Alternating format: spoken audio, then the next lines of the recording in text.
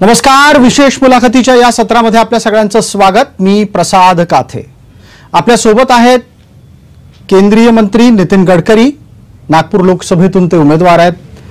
धन्यवाद आपण वेळ दिलात त्यासाठी। नमस्कार। नमस्कार नितीनजी, राजकारणाचा प्रदीर्घ अनुभव आहे, 10 वर्ष निवडून येण्याचा अनुभव आहे। तिसऱ्या टर्म मध्ये पण तुम्हाला इतका प्रचार करताना आम्ही पाहतोय, काय कारण आहेत? प्रचाराकरता कारण काहीच नाही आहे।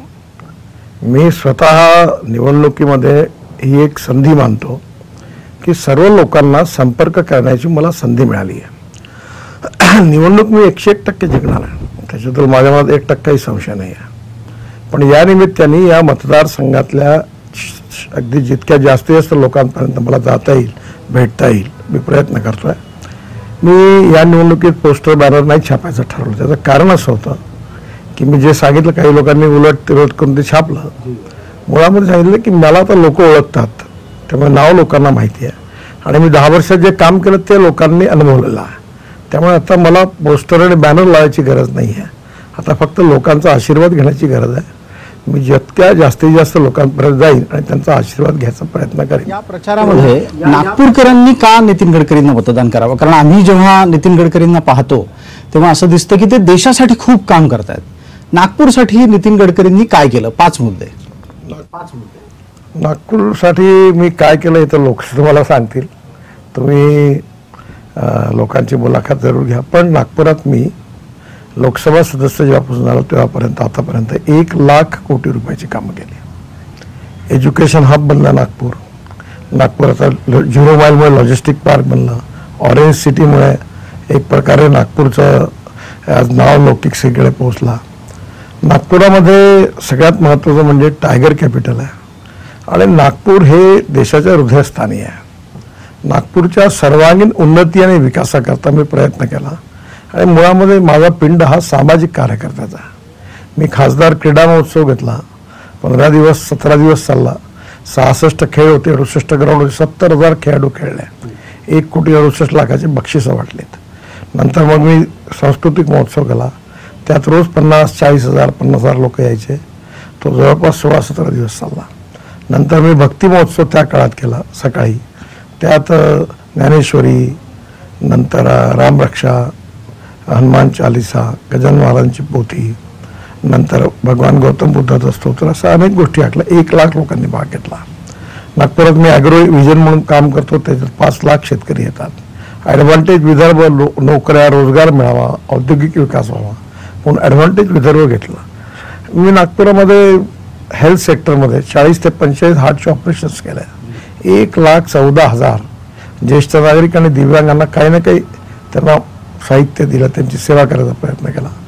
नागपुरात मी जे केलेलं काम आहे त्याच्यात खरं म्हणजे लोकांमध्ये तुम्ही सगळ्यांना गेले तर लोकच तुम्हाला सांगतील। या सगळ्या की रोजगार वाढवला, तर तो रोजगार वाढवलेला माणूस नागपुरात कुठे सापडेल असा जर प्रश्न आपण विचारला, विरोधक हा प्रश्न विचारत आहेत। पहिली गोष्ट नागपूरमध्ये माझ्याकडे आता 68,000 लोकांची नाव आहेत जी मी तुम्हाला आता देऊ शकतो। तो मिहान प्रकल्प जो सुरू झाला, ज्याला त्यावेळेच्या अनेक काँग्रेसच्या नेत्यांनी विरोध केला होता, आंदोलन केली होती, त्या प्रकल्पामधून आम्ही 68,000 लोकांना डायरेक्ट एम्प्लॉयमेंट दिला, 13,000 लोकांना मेट्रोने एम्प्लॉयमेंट दिला आणि हिंगणा आणि बुटीबोरी एमआयडीसीतून 80,000 लोकांना रोजगार मिळाला। आज नागपुरामध्ये जगात ज्या 5 IT कंपनी आहेत त्यापैकी 4 आहेत, SCL आहे, TCS आहे, इन्फोसिस आहे, टेक महिंद्रा आहे आणि येत्या काळात त्यांच्याकडे आता 40,000 लोक सध्या आहेत आणि ते पुन्हा जवळपास या वर्षी एंडपर्यंत ती दुप्पट स्ट्रेंथ होणार आहे। ही काँग्रेसला दिसत नाही, दिसून त्यांनी आंधळे झाल्यात, त्यांना दिसायचं काही कारण नाही, कारण ते स्वीकारायला तयार नाही ना। जे काँग्रेसवाले आहेत त्यांचा मुद्दा त्यांना दिसूनही कदाचित त्यांना माहीत बोलायचं नसलं, कारण त्यांना माझ्या विरोधात लढायचं आहे। पण सामान्य माणसाला तुम्ही विचारलं तर आता मोमिनपुऱ्यातून इथे लोक IT कंपन्यामध्ये काम करतात। टाल नावाची कंपनी आहे टाटाची, ती एअरबस आणि बोईंगचे 1200 पार्ट्स तयार करतात, ते 3,500 मुलांना काम मिळालं। ते नागपूर शहर आणि नागपूर ग्रामीण मधली आहेत। त्यामुळे इथे अजूनही रोजगार निर्माण म्हणून माझी प्रायोरिटी आहे की अजून नागपुरामध्ये नवीन नवीन इन्व्हेस्टमेंट आणायची, नवीन नवीन टेक्नॉलॉजी आणायची आणि नागपुरात अजून मोठ्या प्रमाणात एम्प्लॉयमेंट क्रिएट करायचं, त्यावेळेला काँग्रेस तुमच्या विरोधात लढते तेव्हा असंही एक दिसून येतं की ते काही मनापासून लढत नाहीत. प्रत्यक्षातलं एक थेटच प्रश्नाचं उत्तर तुमच्याकडून लागेल की तुमच्या समोरचा काँग्रेसचा उमेदवार डमी उमेदवार आहे का? नाही ना, असं म्हणणं कोणावरही अन्यायकारक होईल. तर माझ्या चांगला परिचयातला आहे आणि जेव्हा इलेक्शनला उभा राहिला मी त्याला शुभेच्छा दिल्या. प्रत्येकाला लढायचा अधिकार आहे आणि असा डमी नाही आहे, तो आपल्या परीने लढतोय. त्याने आपलं काम, प्रत्येकाला लोकशाहीत अधिकार आहे त्याप्रमाणे उभा आहे. विदर्भात बऱ्यापैकी फिरत असालच, विदर्भाबरोबर महाराष्ट्राच्याही राजकारणावर तुमचं लक्ष असेल, पण आता पहिल्या दुसऱ्या टप्प्यात ज्या 10 जागा विदर्भाच्या जाणार आहेत निवडणुकीच्या मतदानाच्या निमित्तानं, किती जागा भाजपला मिळणार आहेत आणि एकूण महायुतीचं स्थान काय आहे? मी आता गडचिरोली, रामटेक, भंडारा आणि चंद्रपूर या 4 मतदारसंघात जाऊन आलो आणि आता माझी निवडणूक ही 5वा माझा मतदारसंघ आहे. त्या 5 मध्ये मी म्हणजे प्रचार करतो आहे. आता 19 तारखेनंतर मी बाकीच्या मतदारसंघात जाईल. मी जेव्हा बहुतेक मतदारसंघांमध्ये फिरतो तेव्हा 2014ला जसं जनतेतून आवाज येत होते, जनता बोलत होती, 2019ची परिस्थिती जर आपण समजा पाहिली तर 2019ला सुद्धा जनतेतून एक संवाद व्यक्त होत होता. आता तसं काही होत नाहीये. लोक निरुत्साही झाली आहेत. काय घडतंय? कारण हे राजकारण्यांनाही आत्ताच्या घडीला पडलेलं कोड आहे की जनतेला हवंय काय? लोकांना 10 वर्षात जे काम झालं मोदींच्या नेतृत्वाखाली, जे 60 वर्षात काँग्रेस करू शकले नाही ते काम लोकांना दिसत आहे. लोक वेल कन्व्हिन्स आहे आणि लोक आम्हाला मतदान करतील. आम्हाला 400च्या पार जे म्हणतात ते आकडा पूर्ण होईल आणि आम्ही विजयी होऊ असा मला विश्वास आहे. ही थोडीशी एक आव्हानात्मक बाब नाही वाटत आपल्याला? गरज काय आहे 400 पार असं जेव्हा विचारलं तर त्याचं उत्तर काय आहे? नाही, नेहमी प्रत्येक लढाईमध्ये आपण आपलं टार्गेट नक्की करतो. जसं मी सांगितलं की नागपूर लोकसभा क्षेत्रातून मी 5 लाखापेक्षा जास्त मतांनी मला विजयी करावं हे टार्गेट ठेवून मी पण काम करतो. 400 पारचा जेव्हा तुम्ही मुद्दा मांडता, एक विरोधकांकडून त्या संदर्भातला एक मुद्दा येतो की 400 पार याच्यासाठी भाजपला हव्या आहेत कारण त्यांना भारताची राज्यघटना बदलायची आहे. त्याच्यावरचं उत्तर काय? 101% चूक आहे. तुम्ही जर सुप्रीम कोर्टाच्या खंडपीठाने ज्या चीफ जस्टिस प्रमुख होत्या त्यांनी केशवानंद भारती केसमध्ये निर्णय दिलेला आहे आणि त्या निर्णयामध्ये असं आहे की silent preachers of the constitution Connaught B change. म्हणजे लोकतंत्र, समाजवाद, धर्मनिरपेक्षता, फ्रीडम ऑफ स्पीच, नंतर फंडामेंटल राईट्स हे बदलूच शकत नाही. आणि हे 7 लोकांचे जज आणि चीफ जस्टिसने निर्णय दिला आहे तो सगळ्यांवर बंधनकारक आहे, सरकारवर बंधनकारक आहे. मग जी कॉन्स्टिट्यूशनमध्ये ज्या अमेंडमेंट्स आहेत निर्णय हेडखाली त्या बदलतात. एक त्याचं प्रिमोल आहे आणि बाकी ते आहे.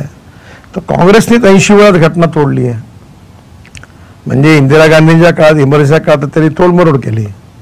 राजीव गांधीचं स्टेटमेंट आहे की आम्ही योग्य वेळी घटना बदलवू. ते काँग्रेसवाल्यांचं खरं म्हणजे घटना तोडली, घटना बदलू असं म्हटलं आणि आमच्या नावावर ते बिल फाडतात. काही अर्थार्थी आमचा संबंध आहे. काँग्रेसचे लोक आता आपल्या कामावर लोकांमध्ये जाऊ शकत नाही म्हणून कन्व्हिन्स करता येत नाही तर कन्फ्यूज करण्याकरता हा प्रयत्न करतात. मुसलमानांच्या मनात भय निर्माण करतात आणि दलितांच्या मनात संविधान बदलवणार आहे अशा प्रकारचा अपप्रचार करतात.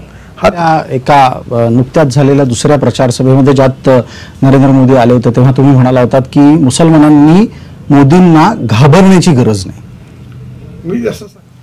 मी जसं सांगितलं की आम्ही आयुष्य योजनेमध्ये, वयश्री योजनेमध्ये, उज्ज्वला योजनेमध्ये जेवढ्या सरकारने बेनिफिट दिले लोकांना, टपरीवाल्यांना कर्ज दिले, कुठे डिस्क्रिमिनेशन केलं? काय दलित मुसलमानांना या योजनांचा फायदा नाही मिळाला. त्यामुळे आम्ही कुणालाही डिस्क्रिमिनेट करणार नाही. आणि व्यक्ती हा जात, पंथ, धर्म, भाषा, सेक्स यांनी मोठा नाही तर व्यक्ती हा त्याच्या गुणांनी मोठा या संकल्पनेत आमचा विश्वास आहे आणि त्याचप्रमाणे आम्ही काम करण्याचा प्रयत्न केला. पण या सगळ्या परिस्थितीमध्ये ज्या वेळेला नितीन गडकरींकडे बघितलं जातं तेव्हा नितीन गडकरींच्या कामाबरोबरच त्यांचं आडनाव सुद्धा चर्चेत येतं आणि हा महाराष्ट्राच्या राजकारणातला एक महत्त्वाचा घटक ठरतो. तेव्हा व्यक्तिशः नितीन गडकरींना किती वेदना होतात? कशाबद्दल? गडकरी म्हणून जेव्हा तुम्हाला बघितलं जातं, तुमच्याकडे मतदान करताना अरे हा गडकरी आहे असं सांगितलं जातं. मला काही वेदना होत नाही. मी कधी जातीवादाचं राजकारण करत नाही आणि मला कुठल्याही प्रकारची अडचण नाही. उलट मी हे सांगतो की जो करेगी जात की बात उसको कसके पडेगी लात, हे पब्लिकली सांगतो. आणि मी जातीवाद केला नाही, मी करणार नाही. जात, पंथ, धर्म, भाषा, सेक्स याच्यापेक्षा माणूस आपल्या गुणांनी श्रेष्ठ आहे याच्यावर माझा विश्वास आहे. डॉक्टर अब्दुल कलाम यांना आपण फॉलो करतो, ते मुसलमान होते. शिवाजी महाराजांना फॉलो करतो, त्याची जात कोणती हा प्रश्न नाही मानत. आंबेडकरांना आपण मानतो, महात्मा ज्योतिबा फुलेंना मानतो. प्रत्येक मोठ्या माणसाच्या मागे त्याचं कर्तृत्व, त्याची गुणवत्ता, त्याची विजन आणि त्यांनी केलेलं कार्य हे त्याच्या मोठ्यापणाचं लक्षण असतं. त्याचा जातीशी काही संबंध नाही. आणि मी ज्या स्कूल ऑफ थॉट म्हणून आलो आहे त्यातून अस्पृश्यता आणि जातीयता वाईट आहे, ती संपली पाहिजे. त्याकरता विथ कन्व्हिक्शन काम करणारा कार्यकर्ता आहे. त्यामुळे मी याची कधी चिंताही करत नाही. आणि दुसरं, मला जातपात कधी आडवी पडेल. ज्या वेळेला तुम्ही स्कूल ऑफ थॉटची चर्चा करता त्यावेळेला तुम्ही स्वाभाविकरित्या संघाला रेफर करत असणार, त्याचा संदर्भ देतच असणार. नाही, संघातच नाही. संघ, विद्यार्थी परिषद, भारतीय जनता पार्टी. मी व्यावसायिक राजकारणी नाही आहे. Politics is a instrument of socio economic reform असं समजून we need to redefine the definition of politics. सत्ताकारण म्हणजे राजकारण नाही, समाजकारण, राष्ट्रकारण, विकासकारण, सेवाकारण. मी 45,000 लोकांचे जवळपास आता या 40-45 वर्षात हार्टचे ऑपरेशन मोफत करून दिले. 350 लोक ज्यांचे दोन्ही पाय नव्हते त्यांना मी पाय लावून दिले. जे सायकल रिक्षा चालवायचे मुसलमान आणि दलित समाजात 1 कोटी लोक आणि 50 लाख लोक कार्ट चालवायचे, जे बोरो जे आहे ना, लोक पाठीवर घेऊन चालायचे, त्या सगळ्यांना मी मुक्ती दिली. मी मेकॅनिझम रिक्षा देशात आणला आणि आज एकही रिक्षा, माणूस माणसाला किसणारा रिक्षा देशात अस्तित्वात नाही. त्यामुळे मी विथ कन्व्हिक्शन सामाजिक समता आणि आर्थिक समतेला मानतो. आणि मोठ्या प्रमाणावर कोविडच्या काळात 100 कोटीचं साहित्य माझ्याने विदर्भात वाटलं. रेमडेसिवीर बनवलं, फंगसचे इंजेक्शन बनवले, ऑक्सिजन प्लांट दिले, 90 ॲम्ब्युलन्स दिल्या, व्हेंटिलेटर्स 500 दिलेत, बायपॅक कॉन्सन्ट्रेट दिले, विमानातून ट्रक पाठवला आणि ऑक्सिजन आणलं आणि सगळीकडे विदर्भात ऑक्सिजन पुरवलं. अनेक ठिकाणी डॉक्टर हॉस्पिटलमध्ये, प्रायव्हेट हॉस्पिटलला पोहोचवलं. मी कधी असं जात, पंथ, धर्म अशा किंबहुना माझ्याकडे येणारे बहुसंख्य काँग्रेसचे कार्यकर्ते आहेत, त्यांची सगळी कामं केलीत. मी कधी असं होट दिलं नाही दिलं, होटकडे पाहून कधी काम नाही केलं. जो मी सांगतो लोकांना, तुम्ही काळजी करू नका, जो मत देईल त्याचे मी काम करेन, जो देणार नाही त्याचे. हा सगळा प्रयत्न जेव्हा तुम्ही कोविड काळात करता, कोविडच्या शिवाय सुद्धा तुम्ही तुमचा सेवाकार्याचा प्रसार चालू ठेवता आणि तुम्ही म्हणता की तुमच्याकडे काँग्रेसवाले सुद्धा मदत मागायला येतात. पण ज्या वेळेला निवडणुकीची वेळ येते तेव्हा तेच म्हणतात की हे सगळं सेवाकार्य हे पैसे गोळा करण्यासाठी आहे आणि इलेक्शन बॉन्डचा एक मुद्दा यात प्रामुख्याने घेतला जातो. सेवा कार्याचा आणि बॉन्डचा काही संबंध, माध्यमातून पैसे उकळले गेले वगैरे असा आता आरोप सुरू झालेला आहे. पहिली गोष्ट अशी की माझा बॉन्डशी काही संबंध नाही, माझ्या डिपार्टमेंटचा नाही, माझाही नाही. बॉन्ड्समध्ये कसं आहे की एक गोष्ट सत्य आहे की राजकारणामध्ये शेवटी पॉलिटिकल पार्टीला पैसा लागतो आणि त्यामुळे मी परवा एका वाहिनीला सांगितलं की ज्याचं TRP जास्त आहे त्याला जास्त ॲडव्हर्टाइजमेंट रेट मिळतो, जो सत्तेत असतो, जो चालतं चॅनल, जे नवीन असतं त्याला कमी मिळतो. पण कुठेतरी राजकारणात पक्षीय राजकारणाकरता पैसे लागणार आहेत, त्याला काहीतरी मार्ग शोधला पाहिजे. सध्या मुद्द्यात सबज्युडिस आहे, पण सुप्रीम कोर्ट सांगेल आणि पॉलिटिकल पार्टी म्हणून काही ना काही मार्ग शोधला पाहिजे. नाही तर मग राजकारणामध्ये मग जो पैसा ज्या मार्गाने येतो त्यापेक्षा काहीतरी सनदशीर मार्ग असला पाहिजे. या भावनेतून बॉन्ड्सचा विषय आमच्या पक्षाने आणला होता. दरम्यान असं पाहिलं गेलंय की या आधी 2014-2019ला संघ आपल्या पद्धतीनं काम करत होता आणि संघाचं एक म्हणणं असतं कायम, राष्ट्रीय स्वयंसेवक संघाचं, की अधिकाधिक मतदान झालं पाहिजे. कोणाला करा हा व्यक्तिशः मुद्दा आहे. यावेळेला तुम्हाला दिसतोय संघ कुठे सक्रिय आहे? संघ हा राजनीतिक पार्टी नाही, ते सामाजिक सांस्कृतिक संघटना आहे.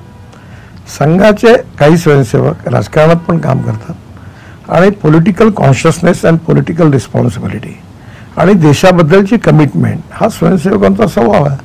त्यामुळे ज्यांना ज्यांना शक्य असतं ते काम करतात, बाकीचे पण संघ म्हणून ते राजकारणातही नाही, डायरेक्ट कुठला प्रचार. आणि भाजप, संघ आणि नरेंद्र मोदी, संघ आणि गडकरी ही नाती कशी आहेत?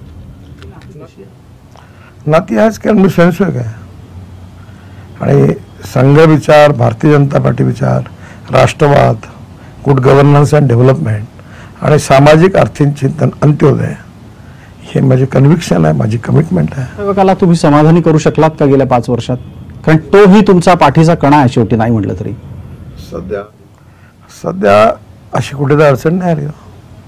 माझ्या मतदारसंघात एकूणच महाराष्ट्राची देशाची चर्चा केली तर कसं आहे की महाराष्ट्रामध्ये आणि देशामधलं महाराष्ट्रातलं मी सध्या इतक्यात कुठे गेलेलो नाही आहे, पण माझ्या मतदारसंघात सगळे स्वयंसेवक, अनेक लोक उत्स्फूर्तपणे स्वयंसेवक, निर्णय पक्षातली लोक, ज्यांचा राजकारणी संबंध आहे असे लोक, चार्टर अकाउंटंट, वकील, डॉक्टर, वेगवेगळे लोक ज्यांचा काही संबंध नाही ते माझ्यासाठी काम करतात आहेत, फिरतात आहेत, मतदान करा असं लोकांना सांगत. एकूण 10 वर्षाचा आपण लेखाजोखा जर नितीन गडकरींच्याच समजा खात्यांचा मांडायचा ठरवला तर गडकरींना स्वतःला आवडलेलं समाधान देणारं काम कुठलं?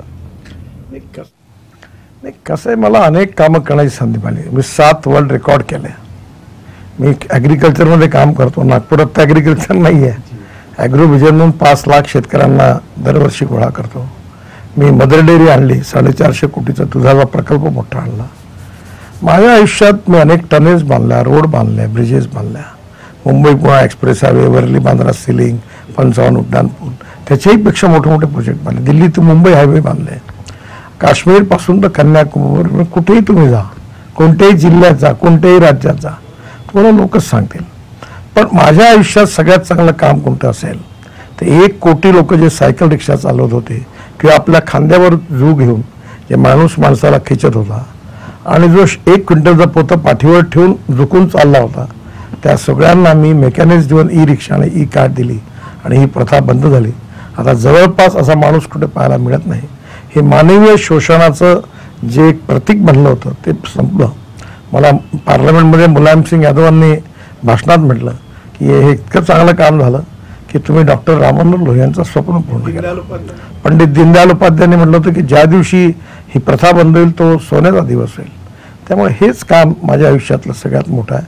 मुळात मी सेवा, हे म्हणजे मेडिकल सेक्टरमध्ये, विशेषतः सांस्कृतिक क्षेत्रात, स्पोर्ट्समध्ये, डेव्हलपमेंटमध्ये माझी रुची अशा अनेक विषयात काम करत असतो.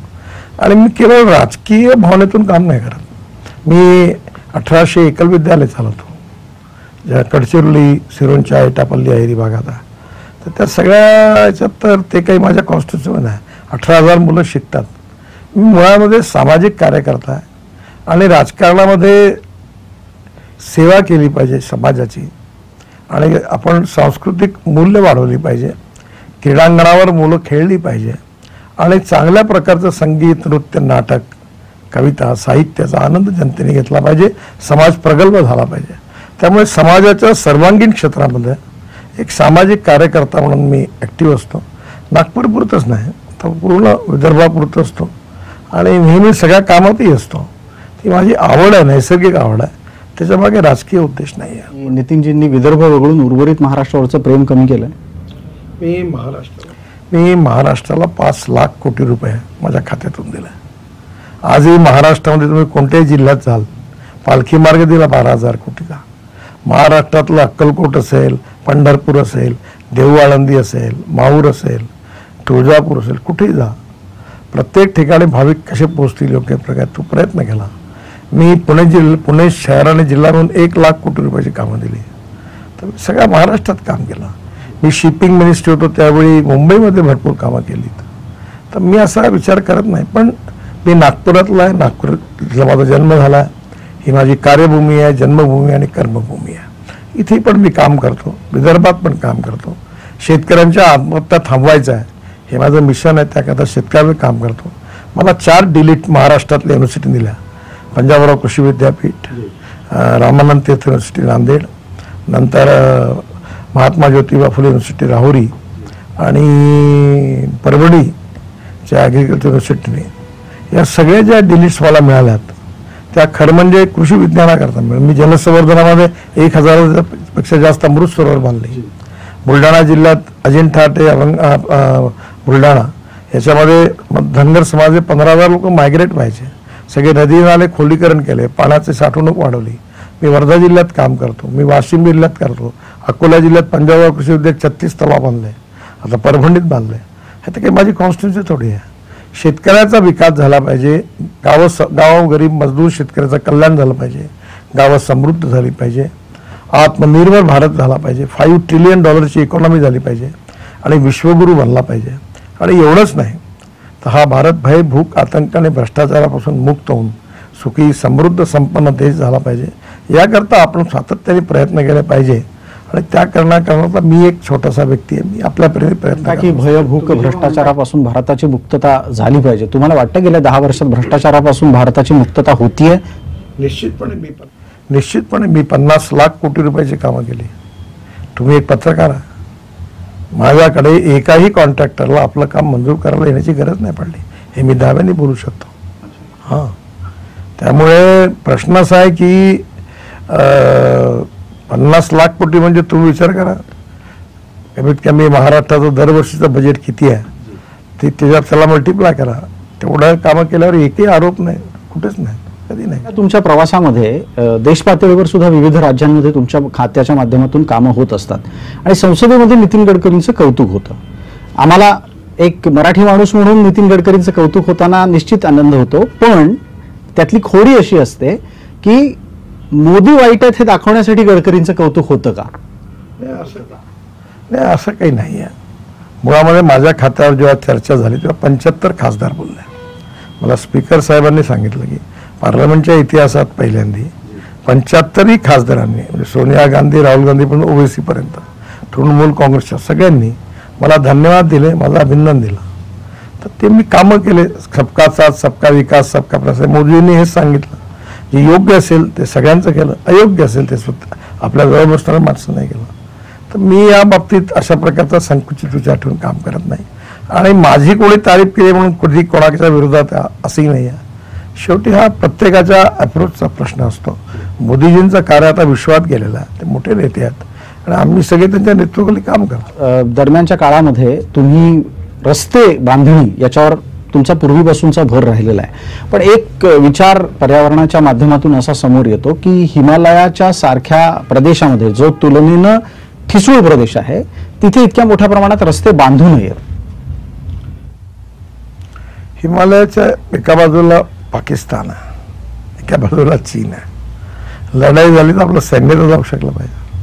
दुसरं त्या भागातल्या लोकांचा विकास करा, टुरिझम वाढवायचा असेल तर रस्ते बांधण्याशिवाय पर्याय नाही. कठीण आहे, ठिसूळ आहे सगळं. टनेल बांधणं कठीण. मी 2.5 लाख कोटी रुपयाच्या मोठ्या प्रमाणात टनेल्स बांधतोय. कठीण आहे पण अशक्य नाही आहे. टेक्नॉलॉजी डेव्हलप झाली आहे, अडचणी येत असतात आणि त्यामुळे सगळ्या अरुणाचल, मेघालय, त्रिपुरा पासून तर उत्तराखंड, हिमाचल, काश्मीरपर्यंत, राजस्थान, मध्य सीमावर्ती सगळ्या ठिकाणी रस्ते बांधले, टनेल बांधले, एक्सप्रेस हायवे बांधले. मला असं वाटतं यातूनच देशाचा विकास होणार. आणि केवळ रस्ते बांधणी हाच एकमेव विकासाचा मार्ग आहे की विकासाचे इतरही मार्ग आहेत? विकासाचे अनेक मार्ग आहेत. माझ्याकडे ज्याची जबाबदारी आहे ते काम मी केलं. बाकीचे कृषी क्षेत्राचा विकास आहे, उद्योग क्षेत्राचा विकास आहे, रेल्वेचा विकास आहे, विमानतळाचा विकास आहे, तेही पण मोठ्या प्रमाणात सरकारने केलं. त्याची जबाबदारी वेगळ्या लोकांकडे आहे. आपण जर समजा 10 पैकी मार्क द्यायचे ठरवले तर तुम्ही आत्ताच्या स्वतःच्या सरकारला किती मार्क द्याल? 10 पैकी 10 देणार. 10 पैकी कमी मार्क देण्याची जर काँग्रेसची भूमिका असेल आणि त्यांचं म्हणणं न्यायपत्रामध्ये राहिलीच पाहिजे अशी भूमिका विरोधी पक्षात आहेत. असं आहे, मी तुम्हाला विचारलं की तुमची चॅनल चांगली आहे पण दुसरी कोणती चॅनल चांगली आहे सांगा, तुम्ही थोडे उत्तर देणार. कारण तुमच्या चॅनलवरून दुसऱ्या चॅनलची तारीफ करणं किती चांगलं असेल तरी तुम्हाला शक्य नाही. राजकारणात या मर्यादा असतात. मी म्हणतो गमतीने की politics is a game of compromises, compulsion, limitations and contradiction. अनेक गोष्टी चालत असतात. तरी पूर्वीच्या वेळेला जेव्हा आम्हाला भेटायचे त्यावेळेला आवर्जून असं सांगायचे की काम करून देणारा अधिकारी आणि प्रशासन त्यांना आवडतं. जे बाळासाहेबांच्या टेबलवरचं एक वाक्य बाळासाहेब मला दिलं होतं, मी लोकांना सांगतो. पण आता शासनानं किती आपली भूमिका बदलली? साहेब असं आहे, प्रत्येक ठिकाणी चांगले वाईट माणसं असतात. घोडा चांगला असतो पण त्याच्यावर बसणाऱ्याची पकड किती आहे महत्वाचं असतं. प्रशासनाला दोष देण्यात अर्थ नाही. प्रशासन कसंही असेल तरी त्यातून उत्तम कार्य करून घेणं ही नेतृत्वाची कसोटी असते आणि तरी ते असं जर असेल तर नेतृत्वाच्या कसोटीच्या समोर मुंबई गोवा महामार्ग अद्यापही रखडलेला का असतो आणि नेहमी हा प्रश्न गडकरींच्या समोर येतोच? पहिली गोष्ट हा मार्गच मुळात महाराष्ट्र सरकारच्या PWनी बांधायला सुरुवात केली. भुजबळ साहेब मंत्री होते 2009 साली. अडचणी आल्या, लँड एक्विजिशन झालं, पण आता हा रखडलेला नाही आहे. जवळपास 95% पूर्ण झालेला आहे. टनेल्स पण पूर्ण झाला आणि आता पुढच्या जूनपर्यंत सगळा मार्ग संपेल. वाढत जाते अडचणी आल्या त्याच्यामध्ये अनेक कॉन्ट्रॅक्टर बदलले, त्यांनी करप्ट आपलं दिवाळ घोषित झालं, त्यांना एनसीएलटीत गेले, लँड ॲक्विजिशनचे प्रॉब्लेम आले, खूप प्रॉब्लेम्स आले त्याच्यातून, कोर्ट केसेस झाल्या. आता या सगळ्या याच्यावर शेवटी ही गोष्ट खरी मी मान्य करतो, आणि हा सुरुवातीला बांधायला दिला होता तो महाराष्ट्र सरकारला दिला होता, त्याच्यात लिटिगेशन झाले आणि अडचणी आल्या, मी कोणाला दोष देत नाही. पण आता प्रश्न सुटले आहेत आणि मी ही गोष्ट स्वीकार करतो की मुंबई गोवा मार्ग रखडल्यामुळे लोकांना खूप त्रास झाला, पण आता तो त्रास होणार नाही एवढंच. तुमच्याकडे गंगा स्वच्छतेचं मंत्रालय पण होतं, वैयक्तिकरित्या तुमचा अनुभव काय राहिला आणि गंगा स्वच्छ झाली आहे? ज्यावेळी कुंभमेळा झाला होता त्यावेळी लोकांनी गंगेतलं पाणी पिलं, पहिल्याच वेळी गंगे शुद्ध आणि चांगली झाली. मी पुष्कळ गंगेत केली, 40,000 कोटी रुपयाची कामं केली, अनेक ठिकाणी ETP लावले, प्लांट लावले आणि गंगेला अविरल निर्मल गंगा करण्याचा प्रयत्न केला. माझ्या आयुष्यात मी भाग्यशाली आहे की मला गंगेचं काम करायला मिळालं. मी गंगेत जलमार्ग बांधला, वाराणसी टू हल्दिया 1380 किलोमीटर, त्याला 3 मीटरचा ड्राफ्ट तयार केला. एक स्वप्न मुंबईसाठी पण होतं आणि कदाचित ते अद्यापही असावं, नरिमन पॉइंट पासून विरारपर्यंत जलमार्गाचा विकास करणं अजून झालेलं नाहीये. नरिमन पॉइंट पासून मुंबई दिल्ली हायवेला जोडण्याचं स्वप्न होतं, पण महाराष्ट्र सरकारने आता वरळी बांद्राचं एक्सटेन्शन केलं आणि इकडे कोस्टल रोड झालेला आहे आणि त्यामुळे आता पलीकडे वरळी मार्गाचं विरारपर्यंत काम सुरू आहे आणि विरारच्या पुढे एक्सप्रेस हायवेला विरारला जोडण्याचा मी प्रयत्न करणार आहे. ते झालं तर नरिमन पॉइंट टू दिल्ली 12 तासात होईल आणि मला नक्कीच ते काम करायला आवडेल. गडकरींच्या चर्चेमध्ये कायम आकडे आता लाख कोटीचेच यायला लागलेले आहेत. लाख कोटीचे आकडे येतात, पण मी तुमच्या पत्रकार मी बोललो ते झालं असं एक काम सांगा ना. आमच्याकडून कायमच हे प्रश्न असतात. ते करतो, जे करतो तेच बोलतो आणि एखादं नसेल होत काम तर नाही म्हणून मी सांगितलं मुंबई गोवा रखडला खरी गोष्ट आहे, पण मी खोटं बोलत नाही, लोकांना कधी पण मी मिसलीड करत नाही. आणि मी आता ही माझी इच्छा आहे, पण हा महाराष्ट्र सरकारला त्यांनी मला परवानगी दिली पाहिजे विरारच्या पलीकडे बांधायची. उद्या त्यांनी दिली नाही तर मग अडचण आहे. मी तयारी केली आहे. एक मुद्दा तुमच्यासाठी कायम राखीव ठेवलेला असतो, तो असतो टोल मुक्तीचा, आणि त्याच्यावर काही तुम्ही कन्व्हिन्स होताना दिसत नाही. टोल मुक्ती मागून राजकारणी चर्चा परत घडवतात. शक्यच होणार नाही. जर मी मुंबईमध्ये 55 उड्डाण पूल टोल नसता तर मी 2 आणि 3 पूल रस्ते वर्षाचे बांधले असते. 55 पूल बांधल्यामुळे किती राहत मिळाली. दुसरं, मुंबई पुण्याला जर टोल नसता तर तो 9 तास लागायचे. आता 9 तासाचं पेट्रोल डिझेलच्या 2 तासाची बचत नाही आहे, वेळेची बचत नाही आहे. बघा, if you want good services you have to pay for it. हे बडंबरोबर TV चॅनल आपल्या हॉटेलमध्ये कार्यक्रम घेतात, चकाचक सगळा, तर फुकट होतो का? आहे ना रामलीला मैदानावर फुकट कार्यक्रम झाडाखाली बसून होऊ शकतो. तुम्ही जर चांगल्या सर्व्हिसेस अपेक्षा कराल तर तुम्हाला जो देऊ शकतो त्याला पेमेंट करावं लागेल, त्याशिवाय पर्याय नाही. आणि म्हणूनच ही कामं झाली नाही तर होऊ शकली नसते. समृद्धी महामार्ग होताना पण अडचणी आल्या आणि आता जेव्हा तो वापरात आलाय त्यावेळेला चर्चा वारंवार त्याच्यावरच्या अपघातांची होती. समृद्धी महामार्गावर आम्ही अभ्यास केला, महाराष्ट्र सरकारला रिपोर्ट दिलेला आहे.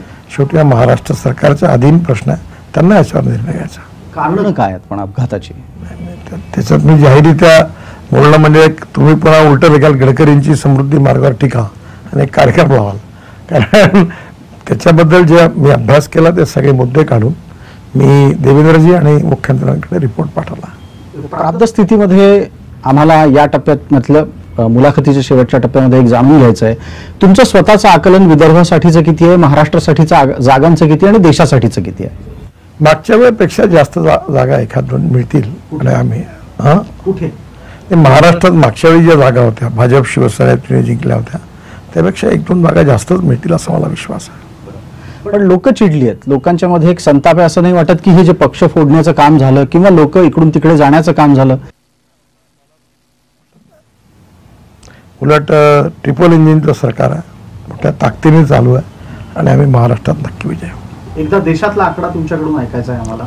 400 पार, 370 BJP आणि बाकी 400. विशेष मुलाखतीच्या या भागामध्ये तूर्तास इतकंच. आपण पाहत रहा फक्त जय महाराष्ट्र.